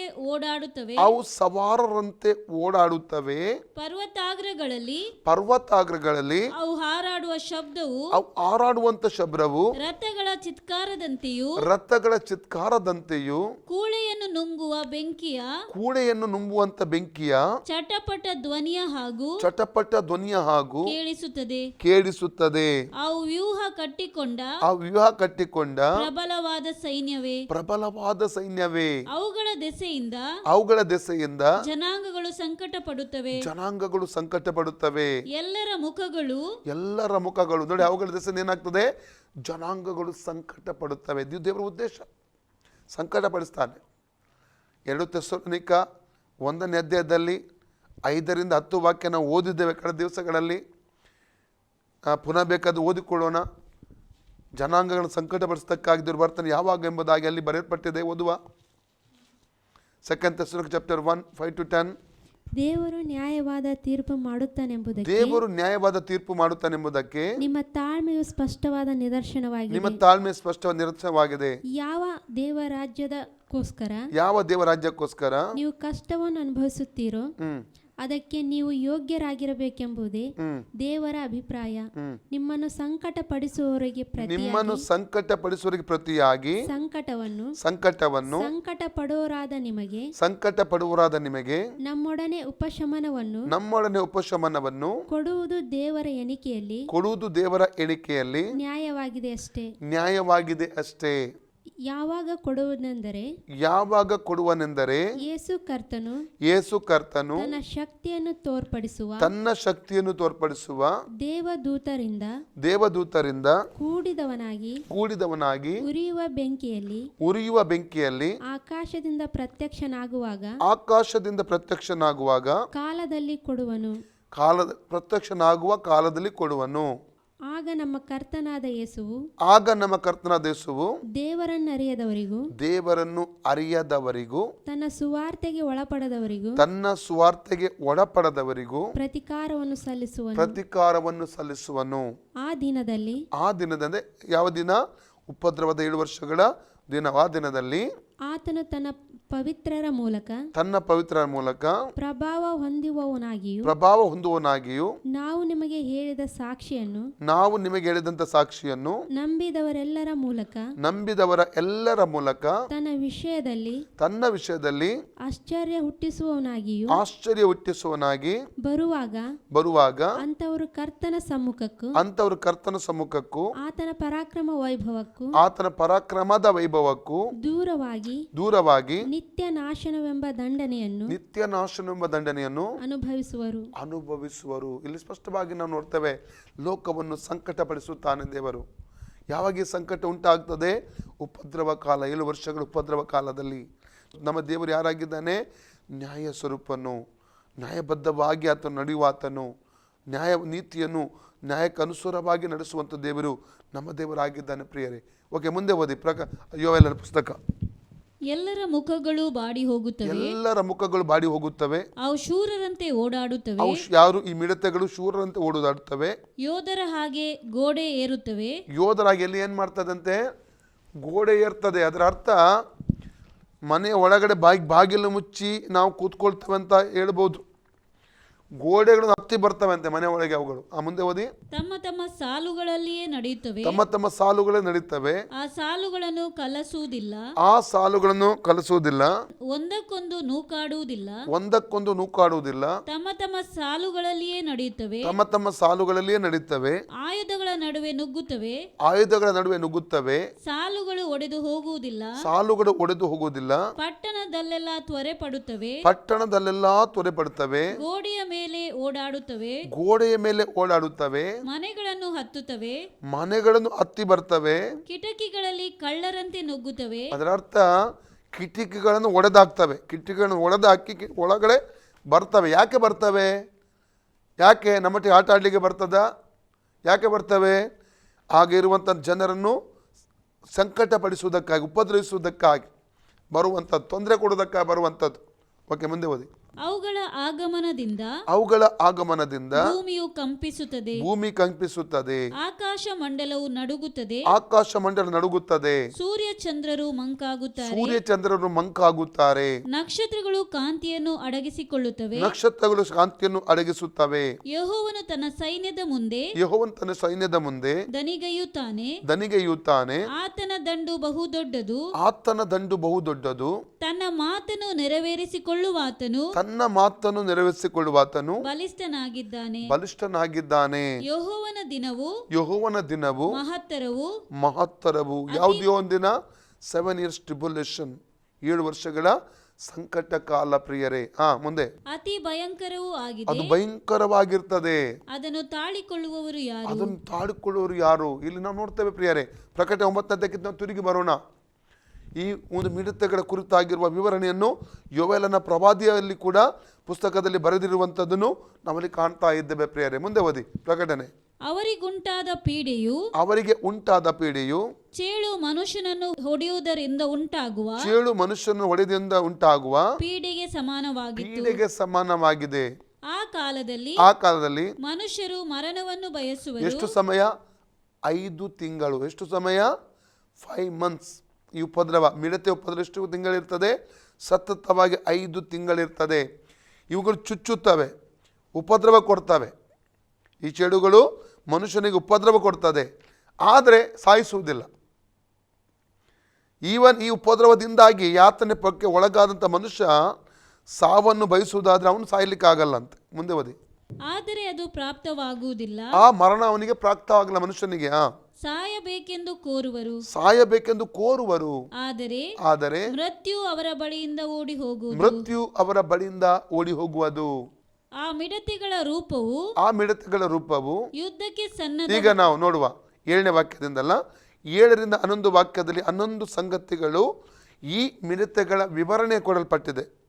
ಹೇಗಿರ್ತದೆ ಎಂಬುದಾಗಿ ಈ ಮಿಡತೆಗಳು ಅಂದರೆ ಹಳೆ ಒಡಂಬಡಿಕೆಯಲ್ಲಿ ಓದಿದ್ದೇವೆ ನಾವು. ವಿಮೋಚನೆಗಳು 10 1ರಿಂದ 6ನೇ ವಾಕ್ಯದಲ್ಲಿ ಓದಿದ್ವಲ್ಲ, ಅವಾಗ ಆ ಮಿಡತೆಗಳು, ಬೆಳೆ ನಾಶ ಮಾಡುವಂಥ ಮಿಡತೆಗಳು. ಯೋವೇಲನ ಪುಸ್ತಕ 1ನೇ ಅಧ್ಯಾಯ 2ರಿಂದ 12 ವಾಕ್ಯದಲ್ಲಿ ಕೂಡ ಓದಿದ್ದೇವೆ, ಬೆಳೆ ನಾಶ ಮಾಡುವಂಥ ಮಿಡತೆ. ಅದಕ್ಕೆ ಸಂಬಂಧವಾಗಿಯೇ ಯೋವೇಲ್ 2:25-26 ಕರ್ತನೆ ಹೇಳ್ತಾನೆ, ಸಣ್ಣ ಮಿಡತೆ, ಚೂರು ಮಿಡತೆ, ಬೆಳೆ ನಾಶ ಮಾಡಿದಂಥದಕ್ಕೆ ಆ ದಿವಸಗಳನ್ನು ಕೂಡಿಸಿ ಕಟ್ಟಿ ಕೊಡ್ತೇನೆ ಎಂಬ ದೇವರು ಹೇಳ್ತಾ ಇದ್ದಾನೆ. ಅದು ಬೆಳೆ ನಾಶ ಮಾಡುವಂಥ ಮಿಡತೆ ಆಗಿದೆ. ಆದರೆ ಈ ಸಂಕಟ ಕಾಲದಲ್ಲಿ, ಉಪದ್ರವ ಕಾಲದಲ್ಲಿ 7 ವರ್ಷಗಳ ಪ್ರಕಟವಾಗುವಂಥ, ಭೂಮಿಯಲ್ಲಿ ಆಗಮಿಸುವಂಥ, ಅಧೋಲೋಕದಿಂದ ಬರುವಂಥ ಈ ಮಿಡತೆಗಳ ವಿವರಣೆ ಹೇಗೆ ಇದೆ ಎಂಬುದಾಗಿ ಈಗ ನಾವು ಧ್ಯಾನ ಮಾಡಲಿಕ್ಕೆ ಹೋಗೋಣ. ಓದಿ. ಆ ಮಿಡತೆಗಳ ರೂಪವು ಯುದ್ಧಕ್ಕೆ ಸನ್ನದ್ಧವಾಗಿರುವ ಕುದುರೆಗಳ ರೂಪದಂತೆ ಇತ್ತು. ಕುದುರೆಗಳ ರೂಪದಂತಿದೆ. ಯುದ್ಧದ ಕುದುರೆನೇ ಬೇರೆ ಇರ್ತದೆ ಪ್ರಿಯರೇ. ನಾವು ಸಾಧಾರಣವಾಗಿ ಯುದ್ಧದ ಕುದುರೆಗೆ ನೋಡಿದ್ದೇವೆ ಇಲ್ಲ ಗೊತ್ತಿಲ್ಲ. ಸಾಧಾರಣ ಕುದುರೆಗಳನ್ನು ಲೋಕದಲ್ಲಿ ನಾವು ಅನೇಕ ಕಡೆ ನೋಡಿದ್ದೇವೆ. ಯುದ್ಧದ ಕುದುರೆನೇ ಬೇರೆ ಇರ್ತದೆ. ಯುದ್ಧದ ಕುದುರೆ ಹಾಗೆ ಅವುಗಳ ರೂಪ ಇದೆ ಅಂತೆ ಪ್ರಿಯರೇ. ಓಕೆ, ಮುಂದೆ ಓದಿ. ಎರಡನೇದಾಗಿ ಅವುಗಳ ತಲೆಯ ಮೇಲೆ ಚಿನ್ನದ ಕಿರೀಟಗಳಂತೆ ಏನೋ ಇದ್ದವು. ಅವುಗಳ ತಲೆ ಮೇಲೆ ಏನಿದಂತೆ? ಚಿನ್ನದ ಕಿರೀಟಗಳ ಹಾಗೆ. ಅದು ಕಿರೀಟ ಅಂತ ಹೇಳ್ತಾ ಇಲ್ಲ, ಅದು ಹೇಗೆ ಕಾಣ್ತಾ ಇದೆ? ಕಿರೀಟದಾಗಿ ಕಾಣ್ತಾ ಇದೆ. ಕಿರೀಟದಾಗಿ ಏನೋ ಒಂದು ಇದೆ ಎಂಬುದಾಗಿ ಅಲ್ಲಿ ಯೋಹನ್ನನು ಪ್ರಕಟಣೆಯಲ್ಲಿ ಕಾಣುವಂಥದ್ದನ್ನು ಅಲ್ಲಿ ತಿಳಿಸ್ತಾ ಇದ್ದಾನೆ. ಓಕೆ, ಮುಂದೆ ಓದಿ. ಮೂರನೇದಾಗಿ ಅವುಗಳ ಮುಖಗಳು ಮನುಷ್ಯರ ಮುಖಗಳ ಹಾಗೆ ಇದ್ದವು. ಅವುಗಳ ಮುಖ, ಈಗ ನೋಡಿ, ಆ ಕುದುರೆ ಶರೀರ, ಕುದುರೆದ್ದು ಮುಖ ಯಾರದ್ದು? ಮನುಷ್ಯನದ್ದು. ತಲೆಗೆ ಏನಾಗಿದೆ? ಕಿರೀಟದಾಗಿ ಏನೊಂದು ಇಟ್ಟಿರುವಂಥದ್ದನ್ನು ಕಾಣ್ತೇವೆ ನಾವು. ಓಕೆ, ಮುಂದೆ ಓದಿ. ಸ್ತ್ರೀಯರ ಕೂದಲಿನಂತಿರುವ, ನಾಲ್ಕನೇದಾಗಿ ಸ್ತ್ರೀಯರ ಕೂದಲಿನಂತಿರುವ ಕೂದಲು ಅವುಗಳಿಗೆ ಇತ್ತು. ಸ್ತ್ರೀಯರ ಕೂದಲಿನಂತಿರುವ ಒಂದು ಕೂದಲು ಅವುಗಳಿಗೆ ಅಲ್ಲಿ ಇರುವಂಥದ್ದನ್ನು ಅಲ್ಲಿ ನಾವು ಕಾಣ್ತಾ ಇದ್ದೇವೆ. ಅಂದರೆ ಸ್ವಲ್ಪ ಯೋಚಿಸಿ ಆ ರೂಪವನ್ನು. ಕುದುರೆ ಅಂತಿದೆ, ಮುಖ ಮನುಷ್ಯನದ್ದು, ತಲೆಗೆ ಚಿನ್ನದ ಕಿರೀಟದಾಗಿ ಏನೋ ಒಂದು ಇಡಲ್ಪಟ್ಟ ಆಗಿದೆ, ಅದಕ್ಕೆ ಕೂದಲಿದೆ. ಮನುಷ್ಯನಿಗೆ ಕೊಡಲ್ಪಟ್ಟ ರೀತಿಯ ಒಂದು ಕೂದಲು, ಸ್ತ್ರೀಯರ ಕೂದಲಾಗಿ, ಸ್ತ್ರೀಯರ ಉದ್ದ ಕೂದಲು ಅದಕ್ಕಿರುವಂಥದ್ದನ್ನು ಕಾಣ್ತಾ ಇದೆ. ಒಂದು ವಿಚಿತ್ರವಾದಂಥ ಒಂದು ರೂಪವುಳ್ಳಂಥ ಒಂದು ಜೀವಿಯನ್ನು ಇಲ್ಲಿ ಕಾಣ್ತೇವೆ ನಾವು. ಮುಂದೆ ಓದಿ. ಅವುಗಳ ಹಲ್ಲುಗಳು, ಐದನೇದಾಗಿ ಅವುಗಳ ಹಲ್ಲುಗಳು ಸಿಂಹದ ಹಲ್ಲುಗಳ ಹಾಗಿದ್ದವು. ಅವುಗಳ ಹಲ್ಲು ಭಯಂಕರ ಹಲ್ಲುಗಳು. ಯಾವುದೇ ರೀತಿಯಲ್ಲಿದ್ದಂತೆ ಸಿಂಹದ ಹಲ್ಲುಗಳ ಹಾಗಿದೆ. ಆರನೇದಾಗಿ ಅವುಗಳಿಗೆ ಉಕ್ಕಿನ ಕವಚಗಳಂತಿದ್ದ ಕವಚಗಳು ಇದ್ದವು. ಉಕ್ಕಿನ ಕವಚಗಳಂತೆ ಕವಚಗಳನ್ನು ಈ ಒಂದು ಅವರು ಧರಿಸಿರುವಂಥದ್ದನ್ನು ಕೂಡ ನಾವು ಕಾಣ್ತೇವೆ. ಅವುಗಳ ರೆಕ್ಕೆಗಳ ಶಬ್ದವು, ಏಳನೇದಾಗಿ ಅವುಗಳ ರೆಕ್ಕೆಗಳ ಶಬ್ದವು ಯುದ್ಧಕ್ಕೆ ಓಡುವ ರಥಾಶ್ವಗಳ ಶಬ್ದದ ಹಾಗೆ ಶಬ್ದದ ಹಾಗೆ. ಯುದ್ಧಕ್ಕೆ ಓಡುವಂಥ ರಥಾಶ್ವಗಳು ಹೇಗಿರ್ತದೆ? ಠಕ ಠಕ ಠಕ ಭಯಂಕರ ಶಬ್ದ ಬರ್ತದಲ್ಲ, ಆ ರೀತಿಯ ಶಬ್ದದಾಗಿದೆ ಅಂತೆ. ಎಂಟನೇದಾಗಿ ಚೇಳಿಗೆ ಇರುವಂತೆ ಅವುಗಳಿಗೆ ಬಾಲಗಳು. ಆ ಕುದುರೆಗೆ ಅಂದ್ರೆ ಮಿಡತೆಗಳು, ವಿಚಿತ್ರ ಜೀವಿಗಿರುವ ಮಿಡತೆಗೆ ಅವುಗಳಿಗೆ ಹೇಗೆ ಬಾಲ ಇದೆ ಅಂತೆ? ಚೇಳಿಗಿರುವ ಹಾಗೆ ಒಂದು ಬಾಲ ಇದೆ ಅಂತೆ. ಕೊಂಡಿಗಳು ಇರ್ತದೆ. ಮನುಷ್ಯರನ್ನು 5 ತಿಂಗಳುಗಳವರೆಗೂ ಪೀಡಿಸುವ ಸಾಮರ್ಥ್ಯವು. ಎಷ್ಟು ತಿಂಗಳು? 5 ತಿಂಗಳು ಸತತವಾಗಿ ಒಂದು ಪೀಡನೆ ಈ ಒಂದು ಮಿಡತೆಗಳ ಮೂಲಕವಾಗಿ ಭೂಮಿಯಲ್ಲಿರುವಂಥ ಜನರಿಗೆ ಆಗಿನ ಕಾಲದಲ್ಲಿ ಬರ್ತದೆ. ಹಲ್ಲಲುಯ್ಯ. ಅವುಗಳೇನಾಗ್ತದೆ? ಮನೆಗಳನ್ನು ಹತ್ತುತ್ತವೆ, ಗೋಡೆಗಳನ್ನು ಹತ್ತುತ್ತವೆ, ಕಿಟಕಿಗಳನ್ನು ಒಡೆದಾಕಿ ಕಿಟಕಿಗಳನ್ನು ಒಳಗೆ ನುಗ್ಗಿ ಬರ್ತವೆ. ಮನುಷ್ಯರನ್ನು ಕಂಡಾಗ ಅವರಿಗೆ ಉಪದ್ರವ ಕೊಡ್ತಾರೆ. ಈ ನೋವು, ಈ ಉಪದ್ರವದಿಂದ ಒಂದು ವೇಳೆ ಮನುಷ್ಯ ಸಾಯಬೇಕಂದ ಕೋರಿದ್ರು ಕೂಡ ಅವನಿಗೆ ಸಾವು ಪ್ರಾಪ್ತವಾಗುವುದಿಲ್ಲ, ಅವನು ಸಾಯಲಿಕ್ಕೆ ಸಾಧ್ಯವಿಲ್ಲ. ಆ ರೀತಿ ಆತ್ಮಹತ್ಯೆಗೆ ಪ್ರಯತ್ನ ಮಾಡಿದರೆ ಆ ಮನುಷ್ಯ ಸಾಯಲ್ಲ ಅಂತ ಆ ಸಮಯದಲ್ಲಿ. ಯಾಕಂದರೆ 5 ತಿಂಗಳವರೆಗೆ ಹಾಗೆ ಇರುವಂಥ ಜನರು ಈ ನೋವನ್ನು ಅನುಭವಿಸಲೇಬೇಕು. ಈ ವೇದನೆಯನ್ನು, ಈ ಪೀಡನೆಯನ್ನು ಅವರು ಅನುಭವಿಸಲೇಬೇಕಂತೆ ಪ್ರಿಯರೇ. ಓಕೆ, ಮುಂದೆ ಓದಿ. ಮನುಷ್ಯರನ್ನು 5 ತಿಂಗಳುಗಳವರೆಗೂ ಪೀಡಿಸುವ ಸಾಮರ್ಥ್ಯವು ಅವುಗಳ ಬಾಲಗಳಲ್ಲಿಯೇ ಇರುವುದು. ಬಾಲಗಳು ಯಾವುದೇ ರೀತಿ? ಚೇಳಿನ ಹಾಗಿರುವಂಥ ಬಾಲಗಳು. ಈ ಬಾಲಗಳಿಂದ ಅವುಗಳು ಏನು ಮಾಡ್ತವೆ? ಕುಟುಕುತ್ತವೆ, ಮನುಷ್ಯನಿಗೆ ವಿಷ ಬಿಡುತ್ತವೆ. ಭಯಂಕರ ಜ್ವಾಲೆ, ಭಯಂಕರ. ಈ ಚೇಳು ಕಚ್ಚಿದ್ರೆ ಹೇಗಿರ್ತದೆ ಪ್ರಿಯರೇ? ಈಗ ಸಾಧಾರಣವಾಗಿ ಚೇಳು ನಮಗೆ ಕಚ್ಚಿದಾಗ ಹೇಗಿರ್ತದೆ ನೋವು, ಯಾವ ಉರಿ, ಅದಕ್ಕಿಂತಲೂ 1000 ಪಟ್ಟು ಉಪದ್ರವ, ಒಂದು ಉರಿ, ನೋವುಗಳು ಇವುಗಳು ಕಚ್ಚಿದಾಗಿರ್ತದೆ. ಸಾಧಾರಣವಾದಂಥ ಮಿಡತೆಗಳಲ್ಲಿ ಇವುಗಳು. Praise God. ವಿಚಿತ್ರವಾಗಿರುವಂಥ ಒಂದು ಜೀವಿಗಳನ್ನು ಇಲ್ಲಿ ನಾವು ಕಾಣ್ತಾ ಇದ್ದೇವೆ. ಮುಂದೆ ಓದಿ. ಅಧೋಲೋಕದ ಅಧಿಕಾರಿಯಾದ ದೂತನು ಅವುಗಳನ್ನು ಆಳುವಂತ ಅರಸನಾಗಿದ್ದಾನೆ. ಅಧೋಲೋಕದ ಬಗ್ಗೆ ನಿನ್ನೆ ನಾವು ಧ್ಯಾನ ಮಾಡಿದ್ದೇವೆ ಪ್ರಿಯರೇ. ಅದು ಏನಾಗಿದೆ? ಆಂಗ್ಲದಲ್ಲಿ ಬಾಟಮ್ಲೆಸ್ ಪಿಟ್ ಎಂಬುದಾಗಿ ಹೇಳ್ತಾರೆ. ಅಲ್ಲಿ ಈ ಒಂದು ಬಿದ್ದು ಹೋದ ಕೆಲವು ದೂತರನ್ನು ಅಲ್ಲಿ ಇಡಲಾಗಿ, ಎಲ್ಲ ಜೀವಿಗಳನ್ನು ಅಲ್ಲಿ ಇಡಲಾಗಿದೆ. ದೇವರು ಇರ್ತಿದ್ದಾನೆ. ಯಾಕೆ ಗೊತ್ತುಂಟಾ? ಈ ಸಂಕಟ ಕಾಲದಲ್ಲಿ ಅವುಗಳನ್ನು ಬಿಡುವುದಕ್ಕೋಸ್ಕರ, ಉಪದ್ರವಿಸುವುದಕ್ಕಾಗಿ. ಯಾರಿಗೆ? ಮನುಷ್ಯನಿಗೆ, ಆಗಿನ ಕಾಲದ ಭೂನಿವಾಸಿಗಳಿಗೆ ಉಪದ್ರವ ಕೊಡುವುದಕ್ಕೋಸ್ಕರವಾಗಿ ಅಧೋಲೋಕದಲ್ಲಿ ದೇವರು ಇಟ್ಟು ಅವುಗಳ ಬಾಗಿಲನ್ನು ಕರ್ತನು ಏನು ಮಾಡಿದ್ದಾನಂತೆ? ಮುಚ್ಚಿಬಿಟ್ಟಿದ್ದಾನೆ ಎಂಬುದಾಗಿ ನಾವಲ್ಲಿ ಕಾಣ್ತಾ ಇದ್ದೇವೆ ಪ್ರಿಯರೇ. ಉಪದ್ರವ ಕಾಲದಲ್ಲಿ ಇದರ ಬಾಗಿಲು ತೆರೆಯಲ್ಪಟ್ಟು ಎಲ್ಲ ಈ ಒಂದು ಜೀವಿಗಳು, ಈ ಮಿಡತೆ ಆಗಿರುವಂಥ ಜೀವಿಗಳು ಏನಾಗ್ತವೆ? ಅವುಗಳು ಹೊರಗಡೆ ಬರ್ತವೆ. ಯಾಕೆ? ಆಗ ಜೀವಿಸುವಂಥ ಜನರಿಗೆ ಉಪದ್ರವ ಕೊಡುವುದಕ್ಕಾಗಿ. ಓಕೆ, ಮುಂದೆ ಓದಿ. ಅವನಿಗೆ ಇಬ್ರಿಯ ಭಾಷೆಯಲ್ಲಿ ಅಬದ್ದೋನನೆಂತಲೂ ಗ್ರೀಕ್ ಭಾಷೆಯಲ್ಲಿ ಅಪೊಲ್ಲೋಮನೆಂತಲೂ ಹೆಸರುಂಟು. ಅಪೊಲ್ಲೋಮ ಮತ್ತು ಅಬದ್ದೋನ ಎಂದ್ರೆ ಅರ್ಥ ಏನು ಗೊತ್ತುಂಟಾ? ನಾಶಕನು ಎಂಬುದಾಗಿ ಅರ್ಥ.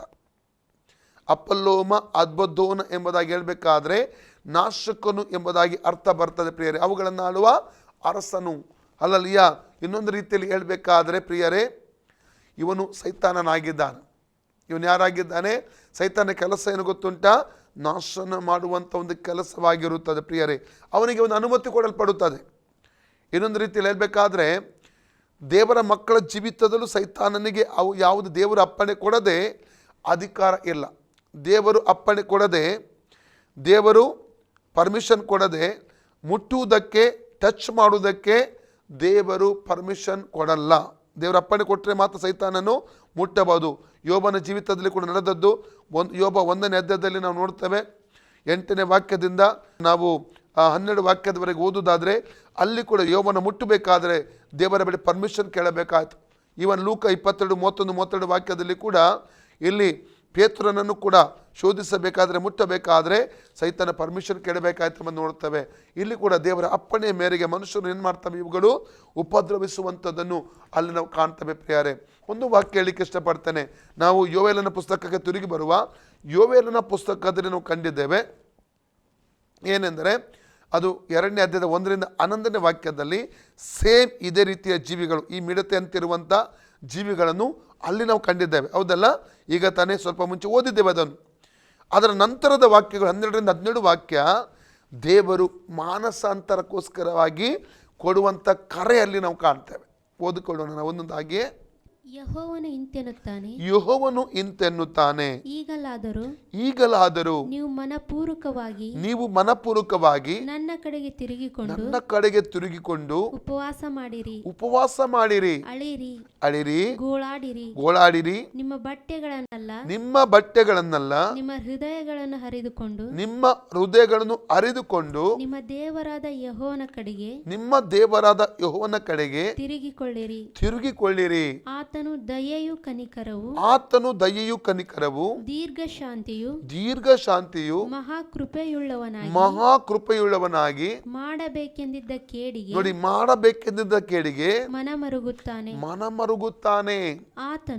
ಆತನು ಒಂದು ವೇಳೆ ಪಶ್ಚಾತ್ತಾಪಪಟ್ಟು ಹಿಂದಿರುಗಿ ನಿಮ್ಮ ದೇವರಾದ ಯೆಹೋವನ ಧಾನ್ಯ ಪಾನ ನೈವೇದ್ಯಗಳಿಗೆ ಅನುಕೂಲವಾದ ಸುವರಗಳನ್ನು ದಯಪಾಲಿಸಿ ಹೋದಾನು. ಚಿಯೋನಿನಲ್ಲಿ ಕೊಂಬುದಿರಿ, ಉಪವಾಸ ದಿನವನ್ನು ಗೊತ್ತು ಮಾಡಿರಿ, ಸಂಘವನ್ನು ನೆರೆಯಿಸಿರಿ, ಜನರನ್ನು ಒಟ್ಟಿಗೆ ಬರಮಾಡಿರಿ, ಕೂಟವನ್ನು ಏರ್ಪಡಿಸಿರಿ, ವೃದ್ಧರನ್ನು ಕೂಡಿಸಿರಿ, ಮಕ್ಕಳನ್ನು ಮೊಲೆಕೂಸುಗಳನ್ನು ಸೇರಿಸಿರಿ, ವಧೂವರರು ತಮ್ಮ ಕಲ್ಯಾಣ ಗೃಹದಿಂದ ತಮ್ಮ ಕಲ್ಯಾಣ ಗೃಹದಿಂದ ಹೊರಟು ಬರಲಿ ಯೆಹೋವನ ಸೇವಕರಾದ ಯಾಜಕರು ದ್ವಾರ ಮಂಟಪಕ್ಕೂ ಯಜ್ಞವೇದಿಗೂ ನಡುವೆ ಅಳುತ್ತಾ ಯೆಹೋವನೇ ನಿನ್ನ ಜನರನ್ನು ಕರುಣಿಸು ಅನ್ಯ ಜನಾಂಗಗಳು ಅವರ ಹೆಸರನ್ನು ಕಟ್ಟುಗಾದೆಯಾಗಿ ಎತ್ತುವ ನಿಂದೆಗೆ ನಿನ್ನ ಸ್ವಾಸ್ಥ್ಯದವರನ್ನು ಗುರಿ ಮಾಡಬೇಡ. ಅವರು ದೇವರು ಎಲ್ಲಿ ಎಂಬುದನ್ನು ಮ್ಲೇಚ್ಛರಲ್ಲಿ ಏಕೆ ಸಲ್ಲಿಸಬೇಕು ಎಂದು ವಿಜ್ಞಾಪಿಸಲಿ. ಇಲ್ಲಿ ದೇವರು ಏನ್ ಹೇಳ್ತಿದ್ದಾನೆ? ನಿಮ್ಮ ಬಟ್ಟೆಗಳನ್ನೆಲ್ಲ ಹರಿಯುವಂಥದ್ದು, ಹೃದಯಗಳನ್ನು ಹರಿಯಿರಿ ಎಂಬುದಾಗಿ ದೇವರು ಹೇಳ್ತಾ ಇದ್ದಾನೆ. ಇಲ್ಲಿ ಕರೆ ಕೊಡ್ತಾ ಇದ್ದಾನೆ. ಅದರ ಅರ್ಥ ಏನು ಗೊತ್ತುಂಟಾ? ಹಳೆಬಂಡಿಕೆ ಕಾಲದಲ್ಲಿ ದುಃಖ ಸೂಚನೆಗೋಸ್ಕರ ಒಬ್ಬ ಯಹೂದಿ ಏನು ಮಾಡ್ತಾ ಇದ್ದ? ತನ್ನ ಬಟ್ಟೆಗಳನ್ನು ಹರಿದುಕೊಂಡು ಬೂದಿಯಲ್ಲಿ ಅದನ್ನು ಕೂತ್ಕೊಳ್ತಾ ಇದ್ದ. ಶರೀರದಲ್ಲಿ ಬೂದಿಯನ್ನು ಸಿಂಪಡಿಸಿ ತಲೆಯಲ್ಲಿ ಬೂದಿಯಲ್ಲಿ ಕೂತ್ಕೊಳ್ತಾ ಇದ್ದ. ಆವಾಗ ಜನರಿಗೆ ಗೊತ್ತಾಗ್ತಾ ಇದ್ದು ಇವನಿಗೆ ಯಾವುದೊಂದು ದುಃಖ ಇದೆ, ಒಂದೇ ಪಶ್ಚಾತ್ತಾಪ ಪಡ್ತಾ ಇದ್ದಾನೆ ಅಥವಾ ಇವನಲ್ಲಿ ದುಃಖ ಇದೆ ಎಂಬ ಜನರಿಗೆ ಗೊತ್ತಾಗ್ತಾ ಇತ್ತು. ದುಃಖದ ಸೂಚನೆಗಾಗಿ, ಪಶ್ಚಾತ್ತಾಪದ ಸೂಚನೆಗಾಗಿ ಯಹೂದಿ ಏನು ಮಾಡ್ತಾ ತನ್ನ ಬಟ್ಟೆಗಳನ್ನು ಹರಿದುಕೊಂಡು ತನ್ನ ತಲೆ ಮೇಲೆ ಬೂದಿಯನ್ನು ಸಿಂಪಡಿಸಿ ಆತನ ಬೂದಿಯಲ್ಲಿ ಧೂಳಿನಲ್ಲಿ ಕೂತ್ಕೊಳ್ತಾ ಇದ್ದ. ಆದರೆ ದೇವರಲ್ಲಿ ಅವರು ಆ ರೀತಿ ಮಾಡ್ತಾ ಇದ್ದರೂ ಅವ್ರ ಜೀವಿತದಲ್ಲಿ ಯಾವುದೇ ಮಾನಸಾಂತರ ಇರಲಿಲ್ಲ. ಪಾಪಗಳನ್ನು ಅವರು ಬಿಟ್ಟು ದೇವರ ಕಡೆ ತಿರುಗಿಕೊಳ್ತಾ ಇರಲಿಲ್ಲ. ಅದಕ್ಕಾಗಿ ದೇವರು ಹೇಳ್ತಾ ಇದ್ದಾನೆ, ನಿಮ್ಮ ಬಟ್ಟೆಗಳನ್ನೆಲ್ಲ ಹರಿಯುವಂಥದ್ದು, ಹೃದಯಗಳನ್ನು ಹರಿಯಿರಿ, ಹೃದಯಗಳನ್ನು ತೆರೆಯಿರಿ, ಮಾನಸಾಂತರ ಪಡ್ರಿ ಎಂಬುದಾಗಿ ಇಲ್ಲಿ ಪಶ್ಚಾತ್ತಾಪಕ್ಕೋಸ್ಕರವಾಗಿ ಕರೆ ಕೊಡುವಂಥ ಕರ್ತನನ್ನು ಇಲ್ಲಿ ನಾವು ಕಾಣ್ತಾ ಇದ್ದೇವೆ ಪ್ರಿಯರೇ. ನಾನು ನಿನ್ನೆ ದಿವಸ ಹೇಳಿದ ಹಾಗೆ ಪ್ರಕಟಣೆ ಪುಸ್ತಕ 8-13 ವಾಕ್ಯದಲ್ಲಿ ಆ ಸಮಯದಲ್ಲಿ ಒಂದು ಗರುಡ ಪಕ್ಷಿಯು ಆಕಾಶದಲ್ಲಿ ಹಾರಾಡುತ್ತಾ ಇರುವಂಥದ್ದನ್ನು ಕಂಡಿದ್ದೇವೆ. ಅದು 3 ಸಲ ಏನು ಹೇಳ್ತದೆ? ಅಯ್ಯೋ ಅಯ್ಯೋ ಅಯ್ಯೋ. ಅಂದರೆ ಇನ್ನು ಮುಂದೆ ಸಂಭವಿಸಬೇಕಾಗಿರುವ 3 ವಿಪತ್ತುಗಳು ಸಂಭವಿಸುವಾಗ ಈ ಲೋಕದ ಗತಿ ಏನು ಹೇಳಲಿ? ಓದಿ ಆ ವಾಕ್ಯವನ್ನು. ಆಮೇಲೆ ನಾನು ನೋಡಲಾಗಿ ಇಗೋ ಒಂದೇ ಗರುಡ ಪಕ್ಷಿಯು ಆಕಾಶ ಮಧ್ಯದಲ್ಲಿ ಹಾರಾಡುತ್ತಿತ್ತು. ಅದು ಅಯ್ಯೋ ಅಯ್ಯೋ ಅಯ್ಯೋ ಅಯ್ಯೋ ಅಯ್ಯೋ ಅಯ್ಯೋ ಊದಬೇಕಾಗಿರುವ 3 ದೇವದೂತರ ಮಿಕ್ಕಾದ ತುತ್ತೂರಿಯ ಧ್ವನಿಗಳು ಉಂಟಾಗುವಾಗ ಭೂನಿವಾಸಿಗಳಿಗೆ ಎಂಥ ವಿಪತ್ತುಗಳು ಸಂಭವಿಸುವವು ಎಂದು ಮಹಾಶಬ್ದದಿಂದ ಹೇಳುವುದನ್ನು ಕೇಳಿದೆನು. ಈ ಗರುಡ ಪಕ್ಷಿ ಅಲ್ಲಿ ಮಾತಾಡುವುದನ್ನು ಕಾಣ್ತಾ ಇದ್ದೇವೆ. ಗರುಡ ಪಕ್ಷಿ ಎಚ್ಚರಿಕೆ ಸಂದೇಶ ಕೊಡ್ತಾ ಇದೆ. ಅಂದ್ರೆ 3 ವಿಪತ್ತುಗಳ ಅರ್ಥ ಏನು ಗೊತ್ತುಂಟಾ? 4 ತುತ್ತೂರಿಗಳು ಊದಲ್ಪಟ್ಟಿತ್ತು. 4 ತುತ್ತೂರಿಗಳು ಊದಲ್ಪಟ್ಟಾಗ ಏನಾಯ್ತು? 4 ರೀತಿ ಉಪದ್ರವಗಳು ಭೂಮಿಯಲ್ಲಿ ಪ್ರಕಟ ಆದವು. ಅದು ಏನೆಂಬುದಾಗಿ ನಾವು ಧ್ಯಾನ ಮಾಡಿದ್ದೇವೆ. 1ನೇ ತುತ್ತೂರಿ ಊದಿದಾಗ ಏನಾಯಿತು?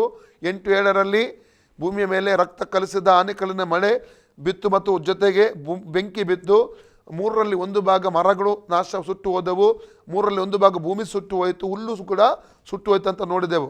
ಅದು ಅಲ್ಲಿ ನೋಡಿದೆವು. 2ನೇದಾಗಿ 2ನೇ ತುತ್ತೂರಿಯ ಉಪದ್ರವದಲ್ಲಿ ನೋಡಿದೆವು. 8 ಮತ್ತು 9ನೇ ವಾಕ್ಯದಲ್ಲಿ ನಾವು ನೋಡಿದೆವು. ದೊಡ್ಡ ಬೆಟ್ಟದ ಆಗಿರುವಂಥ ಒಂದು ವಸ್ತು, ಉರಿಯುವ ರೀತಿಯಲ್ಲಿರುವಂಥ ಒಂದು ವಸ್ತು ಸಮುದ್ರಕ್ಕೆ ಹಾಕಲ್ಪಟ್ಟಾಗ ಸಮುದ್ರದ ನೀರು ಏನಾಯಿತು? ರಕ್ತವಾಯಿತು. 3ರಲ್ಲಿ 1 ಭಾಗ ಸಮುದ್ರ ಜೀವಿಗಳು ನಾಶವಾಯಿತು.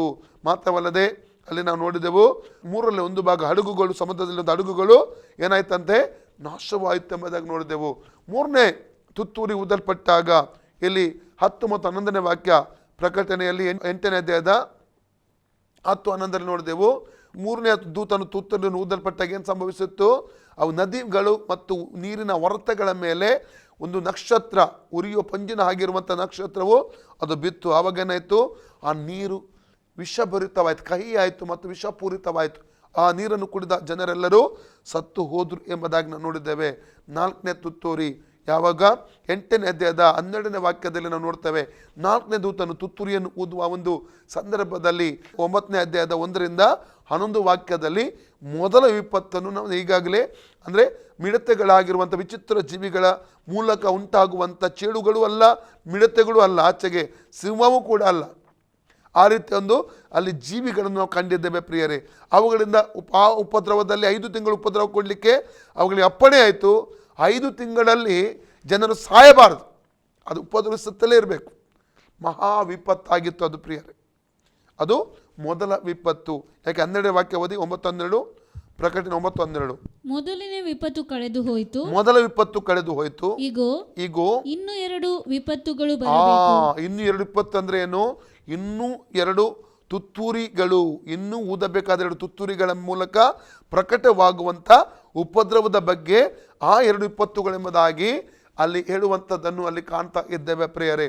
ಹಾಗಾದರೆ ಇಲ್ಲಿ ಪ್ರಕಟಣೆ ಪುಸ್ತಕ 9ನೇ ಅಧ್ಯಾಯ ನಾವು ನಾಡಿನ ಸಂಚಿಕೆಯಲ್ಲಿ 13-21 ವಾಕ್ಯದಲ್ಲಿ ಅಲ್ಲಿ 6ನೇ ತುತ್ತೂರಿಯ ಕುರಿತಾಗಿ ನಾವು ಓದುತ್ತೇವೆ. 6ನೇ ತುತ್ತೂರಿಯು ದೂತನು ಊದಿದಾಗ ಪ್ರಕಟವಾಗುವಂಥ ಉಪದ್ರವವನ್ನು ಕೊಡ್ತೇವೆ. ಅಂದರೆ 6ನೇ ತುತ್ತೂರಿ ಅದು 2ನೆಯ ವಿಪತ್ತಾಗಿದೆ. ಗರುಡ ಪಕ್ಷಿ ಹೇಳುವಂಥ 2ನೇ ವಿಪತ್ತೆಂಬುದಾಗಿ ನಾವು ಚೆನ್ನಾಗಿ ತಿಳ್ಕೊಬೇಕು. ಅದರ ಮಧ್ಯದಲ್ಲಿ ಒಂದು ಅಧ್ಯಾಯ ಬರ್ತದೆ, 10ನೇ ಅಧ್ಯಾಯ ಬರ್ತದೆ, ಅದರಲ್ಲಿ 11 ವಾಕ್ಯಗಳು ಉಂಟು. ಅದರ ನಂತರ 1ರಿಂದ 11ನೇ ಅಧ್ಯಾಯ ಬರ್ತದೆ. 11ನೇ ಅಧ್ಯಾಯದ 1ನೇ ವಾಕ್ಯದಿಂದ ನಾವು 13 ವಾಕ್ಯದವರೆಗೆ 2 ಸಾಕ್ಷಿಗಳ ಕುರಿತಾಗಿ ನಾವು ಆ ಮಧ್ಯಭಾಗದಲ್ಲಿ ಉಪದ್ರವ ಕಾಲದ ಮಧ್ಯಭಾಗದ ಪ್ರಕಟ ಆಗುವಂಥ 2 ಸಾಕ್ಷಿಗಳನ್ನು ನಾವಲ್ಲಿ ಕಾಣ್ತೇವೆ. ಇದು ಯಾರು ಸಾಕ್ಷಿ ಅನೇಕ ವಿಷಯಗಳನ್ನು ನಾವು ಆ ಅಧ್ಯಯನ ಬರುವಾಗ ನಾವು ಧ್ಯಾನ ಮಾಡ್ತೇವೆ. ಕೊನೆಗೆ 11:14 ಪ್ರಕಟಣೆ 11:14 ಪುನಃ ನಾವು ಅಲ್ಲಿ ನೋಡ್ತೇವೆ. ಓದಿ Revelation 11:14. 2ನೇ ವಿಪತ್ತು ಕಳೆದು ಹೋಯಿತು. 2ನೇ ವಿಪತ್ತು ಯಾವುದು? ಅದು 6ನೇ ತುತ್ತೂರಿ ಆಗಿತ್ತು.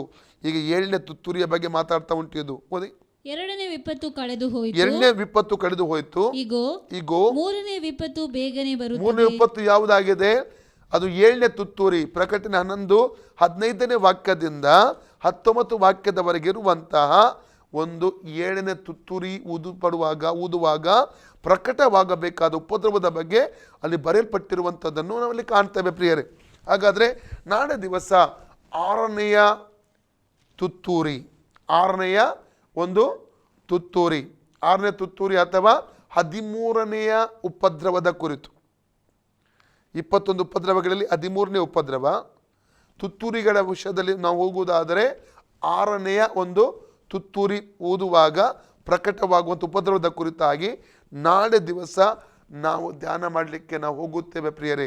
ಅದು ಎಂಥ ವಿಪತ್ತು ನಾವು ನೋಡ್ತಾ, ಅಥವಾ ವಿಪತ್ತುಗಳ ಲೆಕ್ಕದಲ್ಲಿ ತಗೊಳ್ಳೋದಾದರೆ ಅದು 2ನೇ ವಿಪತ್ತನ್ನು ನಾಳೆ ದಿವಸ ನಾವು ಧ್ಯಾನ ಮಾಡ್ತೇವೆ. ಅದು ಯಾವುದಾಗಿದೆ? ಪ್ರಕಟಣೆ 9ನೇ ಅಧ್ಯಾಯ 13ನೇ ವಾಕ್ಯದಿಂದ 21 ವಾಕ್ಯದವರೆಗೆ ಇರುವಂಥ 2ನೇ ವಿಪತ್ತು, ಅಥವಾ 21 ಉಪದ್ರವಗಳ 13ನೇ ಉಪದ್ರವ, ಅಥವಾ ತುತ್ತೂರಿಗಳ ತಗೊಳ್ಳೋದಾದರೆ 6ನೆಯ ತುತ್ತೂರಿ ಅದಾಗಿದೆ ಪ್ರಿಯರೇ. ಬನ್ನಿ ನಾವು ಪ್ರಾರ್ಥನೆ ಮಾಡೋಣ. ದೇವರ ಕೈಗೆ ನಮ್ಮನ್ನು ಒಪ್ಪಿಸಿಕೊಡೋಣ ಪ್ರಿಯರೇ. Thank you Jesus, glory Jesus. ರೋಕೋತೋ ರಿಮಾ ಸಕ್ಕತ್ತು ರೋತುಲಿ ಅಂದಲ. Thank you Lord. ದೇವರ ಕರಗಳಿಗೆ ಒಪ್ಪಿಸಿಕೊಡೋಣ ಪ್ರಿಯರೇ. ನಮ್ಮ ಪಾಪಗಳಿಗೆ ನಾವು ಪಶ್ಚಾತ್ತಾಪ ಪಡೋಣ. ಒಂದು ವೇಳೆ ದೇವರಿಂದ ನಾವು ದೂರ ಹೋಗಿರುವುದಾದರೆ ಮಾನಸಾಂತರ ಪಟ್ಟು ದೇವರ ಬಳಿ ಕ್ಷಮಾಪಣೆ ಕೇಳಿಕೊಂಡು ದೇವರ ಹತ್ತಿರಕ್ಕೆ ಬರೋಣ ಪ್ರಿಯರೇ.